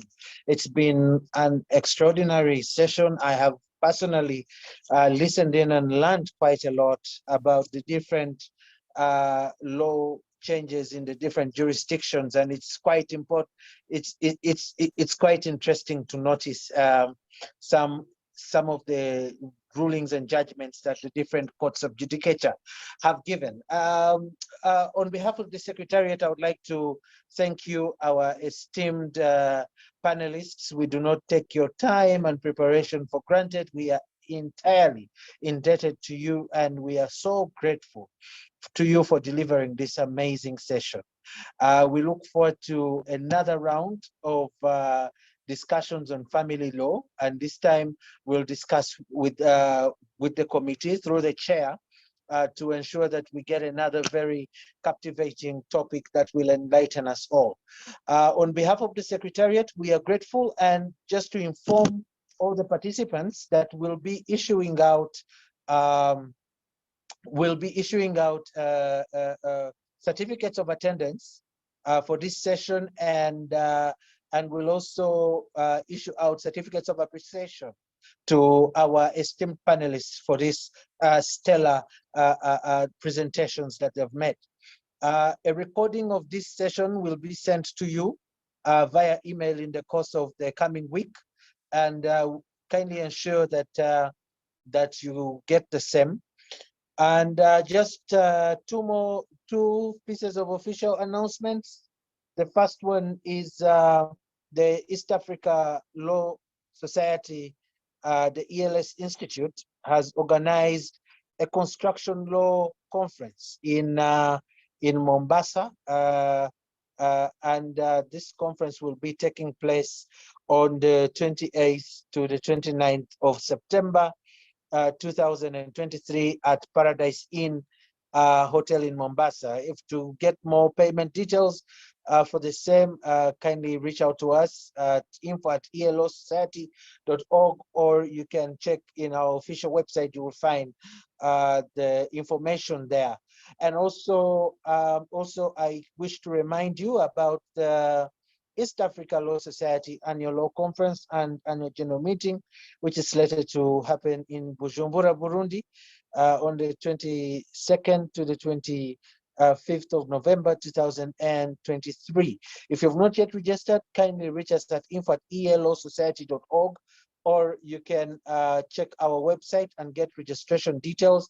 This is going to be the biggest gathering of lawyers in East and Central Africa, so please do not miss this opportunity to network with colleagues from the other jurisdictions.